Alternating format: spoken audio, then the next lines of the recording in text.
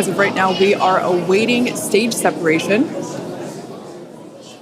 where Starship should separate from the Super Heavy booster. Yeah, Kate, right now it looks like we saw the start of the flip, but obviously we're seeing from the ground cameras the entire Starship stack continuing to rotate. We should have had separation by now. Obviously, this does not appear to be a nominal situation. Yeah, it does appear to be spinning, but I do want to remind everyone that everything after clearing the tower was icing on the cake.